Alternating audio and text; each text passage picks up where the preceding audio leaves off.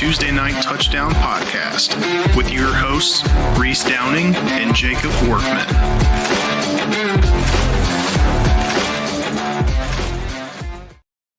What's going on, guys? It is TNT Tuesday Night Touchdown Podcast coming at you on a Thursday. With me, as always, is the fine citizen, Mr. Jacob Workman. Jake, how's it going, man? Oh, what's going on? Oh, not too much. Coming at you guys a little bit late this week. We got one of us under the weather. We'll see if you can figure that out before the show is over. We're gonna truncate this and run through the scores from last week, and then we're gonna roll right into picks. May have a little bit of a conversation about one or two of the games, but it's gonna be pretty quick this week, guys, and we'll get back to you next week with your regularly scheduled programming. So let's jump into scores. The San Francisco 49ers beat the Los Angeles Rams 26-23 in overtime on Thursday Night Football. Minnesota Vikings beat the Browns 21-17 in London. The Cowboys beat the New York Jets 37-22 at MetLife. The Saints got their first W of the season as they beat the Giants 26-14 in New Orleans. The Colts throttled the Raiders 40-6 at the Glue Factory.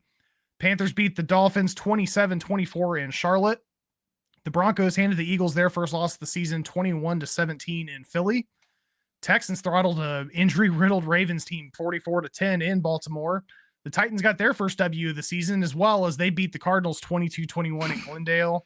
The Bucs won a shootout in Seattle against the Seahawks 38-35. The Lions beat the Bengals 37-24 in Cincy.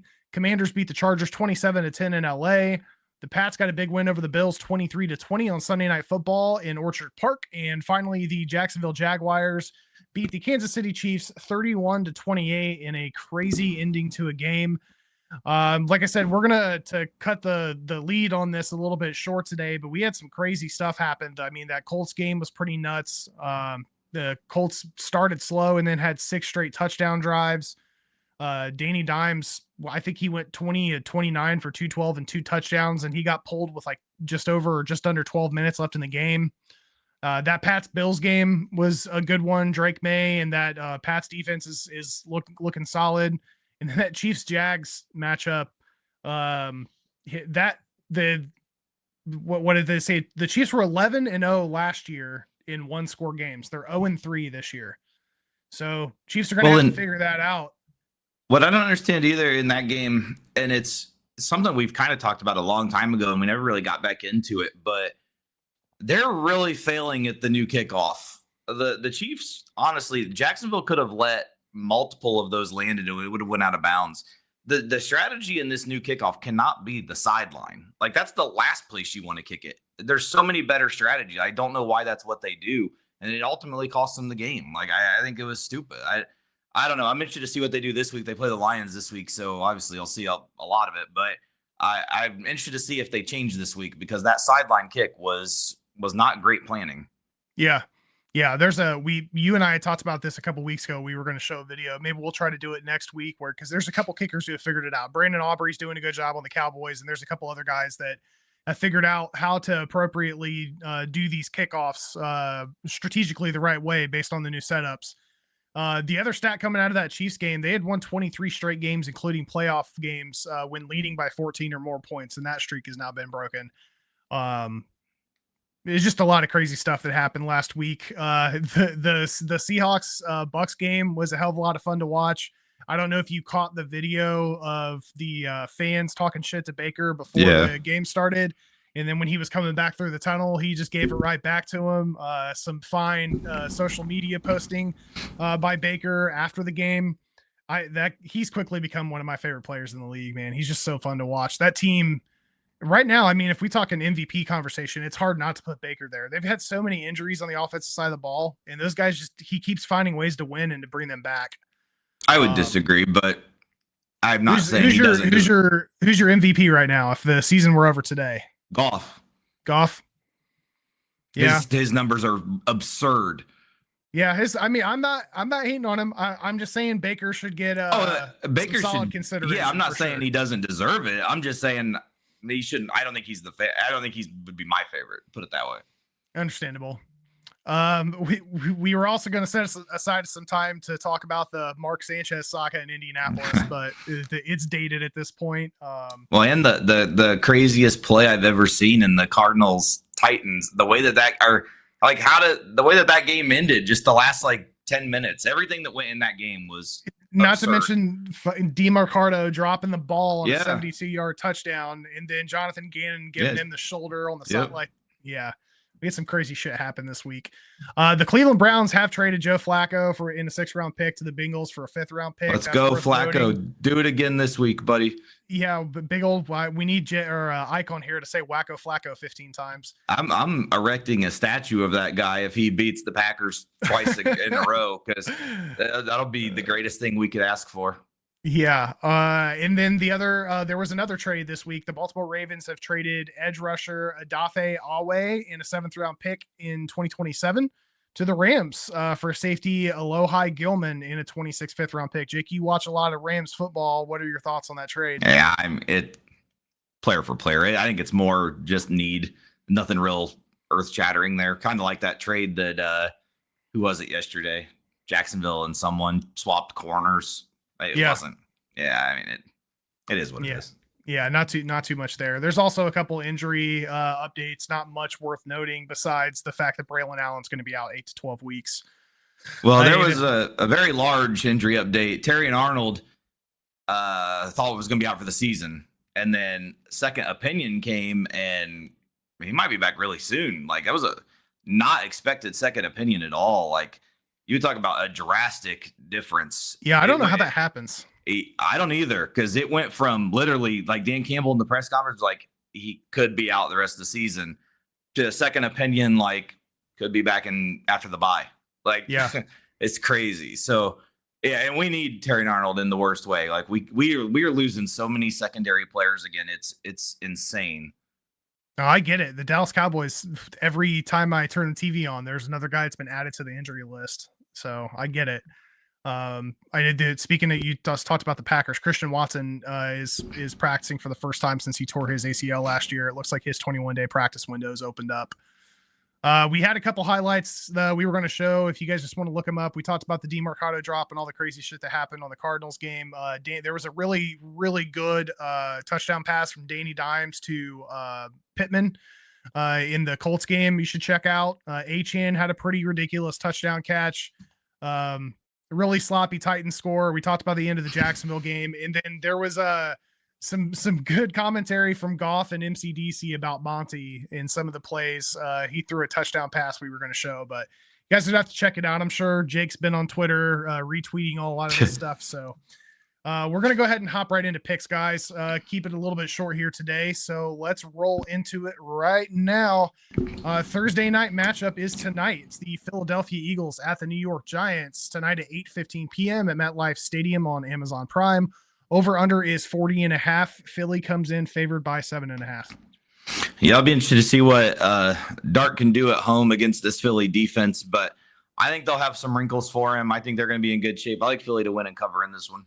Yeah, I was a little disappointed with what the Giants look like against New Orleans last week. First primetime game for Dart. They need to bounce back from that bad loss. Eagles are also obviously trying to right the ship after giving up a late win to Denver. Sirianni's 500 at MetLife against the Giants. So that one makes this one a little bit interesting, but I'm still going to take the Eagles here to win and cover as well. Our first Sunday matchup is an early one. The Denver Broncos technically at the New York Jets Sunday at 9:30 at Tottenham Hotspur Stadium again in London, England on NFL Network. Over under in this one's 43.5. Denver comes in favored by 7.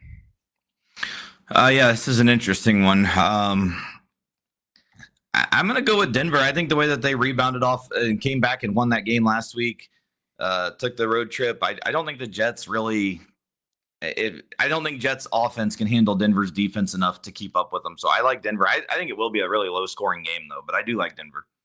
Yeah, the Jets are the only winless team in the league right now. It's coming into a matchup against a Denver team that you just said is tightening things up a bit as late, coming off that last-minute win.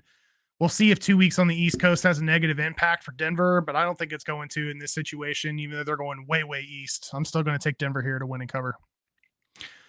First of our early matchups, the Cleveland Browns at the Pittsburgh Steelers Sunday at 1 p.m. at Acrisure Stadium on CBS. Over under is 38.5. Pittsburgh comes in favored by 5.5. Yeah, I think the Steelers are going to have Gabriel shit in his pants. That is an extremely low over under though. That's one of the lowest you ever see for a regular season game. I like Pittsburgh a lot in this one though. I think Pittsburgh wins by double digits. Yeah, Gabriel didn't look bad for the Browns last week, but the Steelers are coming off the bye. They've won the last 4 in Pittsburgh on average by over 10. So I'm with you. I'm going to take Rodgers and the Steelers here to win and cover. Next up, we have the Los Angeles Chargers at the Miami Dolphins Sunday at 1 p.m. Hard Rock Stadium on CBS. Over under is 43.5. The Chargers come in favored by 4.5. Yeah, I still say we're just waiting for the inevitable in Miami. Will he be the next coach fired? Maybe not, but he'll be one of the next 2 or 3. And I think it'll be soon. I know the Chargers, the West Coast team playing at 1 on the East Coast typically doesn't fare well, but 4.5 I think is too low. I like the Chargers. Yeah, Chargers offense has been skidding lately. They're obviously dealing with some injuries, especially on the offensive side of the ball. We'll see how far they fare without Dobbins against the worst run defense in the league. I went back and forth on this one, but this early matchup and some of the injuries the Chargers have been facing, I'm actually going to take Miami here. I don't know if they're going to win, but I think they can keep it within 3.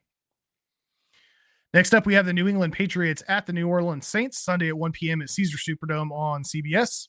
45.5 is the over under. The Patriots come in favored by 3.5.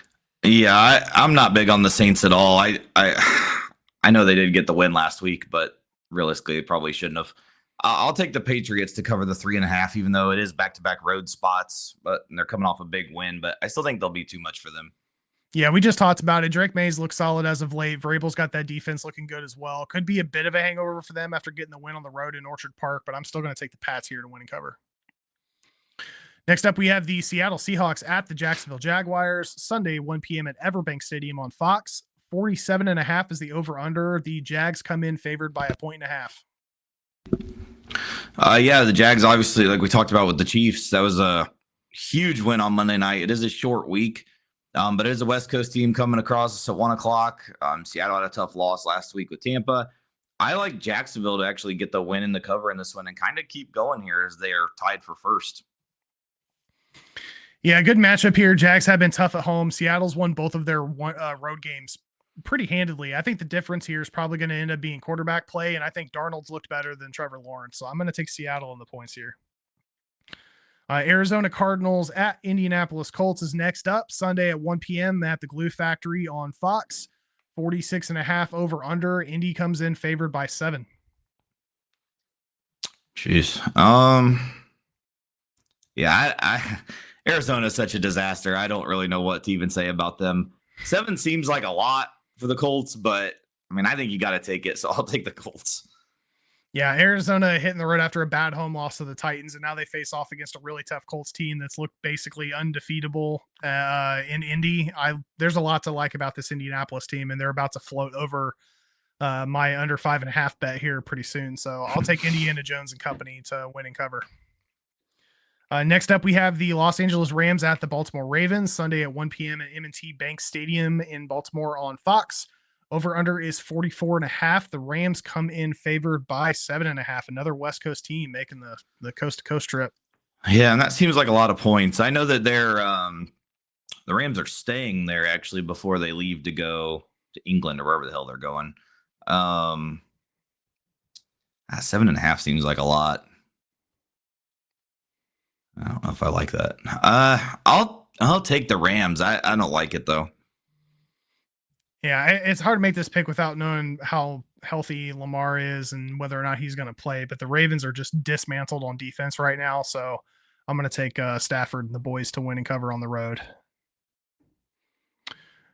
Next up, we have the Dallas Cowboys at the Carolina Panthers Sunday at 1 p.m. at Bank of America Stadium on Fox. 49.5 over under. Cowboys come in favored by 3.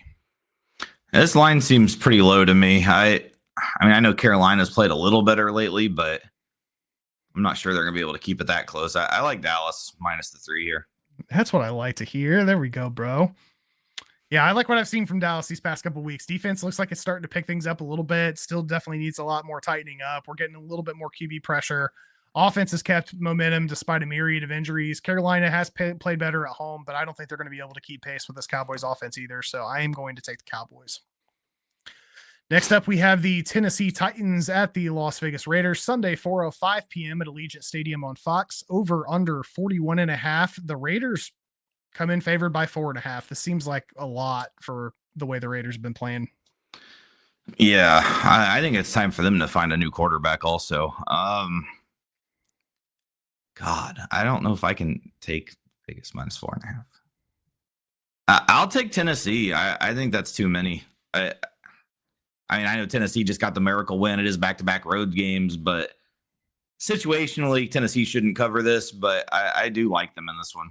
I'm with you. I don't trust this Raiders team. The Tennessee team looks like they're having fun even when they're losing.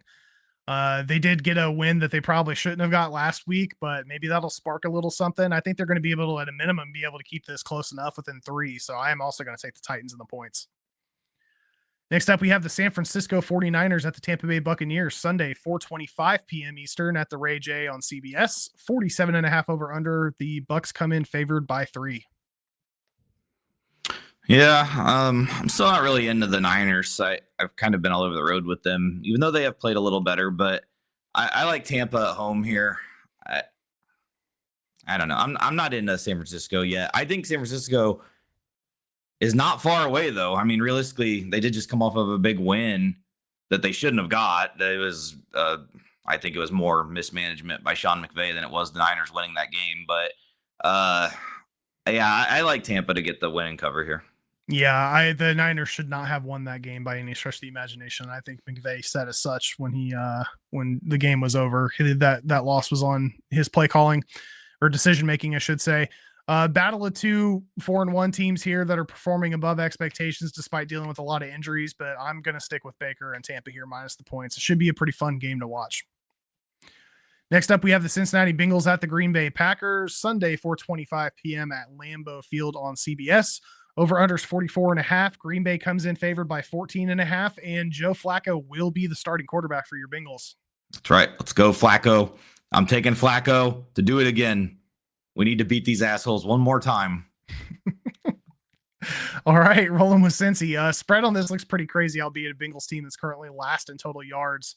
Packers are coming off the bye. Flacco's there to bomb the shit out of them. He's going to sling it.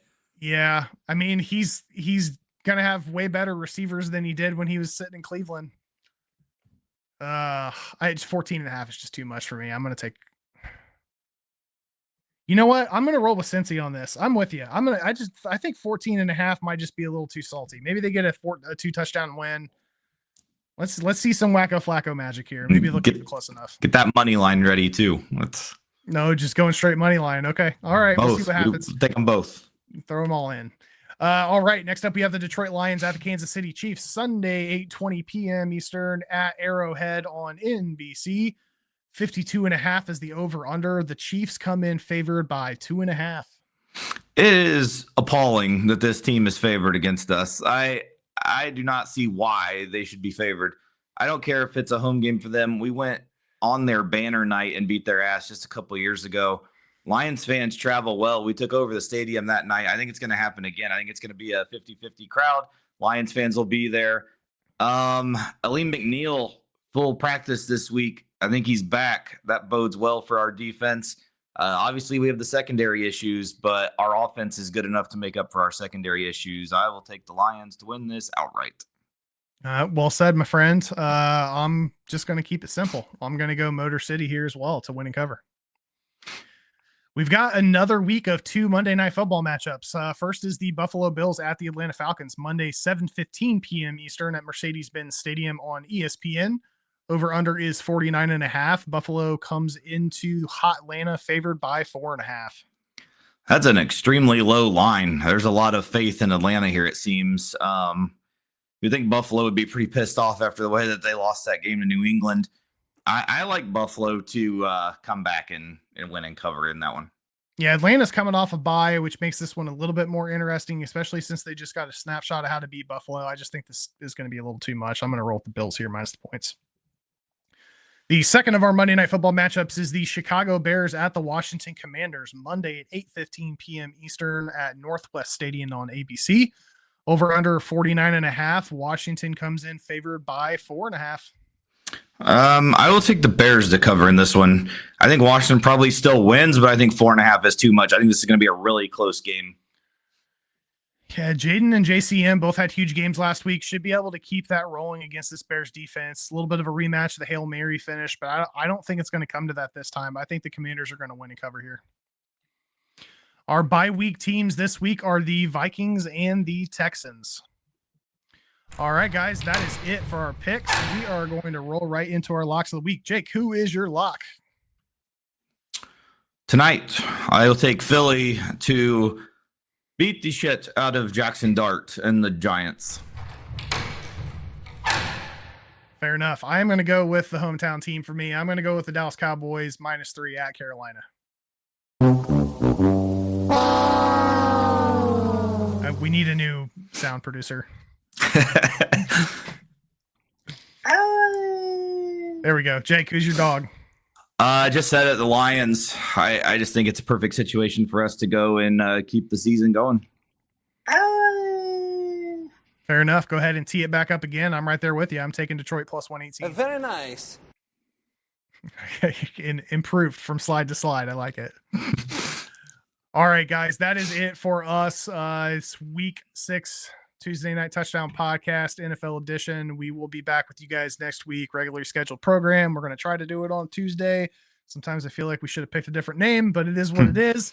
Hopefully Jake is over his illness next week and we can get back into action on Tuesday night. Doubt it. It is doubtful, but we'll see. Thanks for listening. As always, please like, share, subscribe, and we will see you guys next week. Cheers. See ya.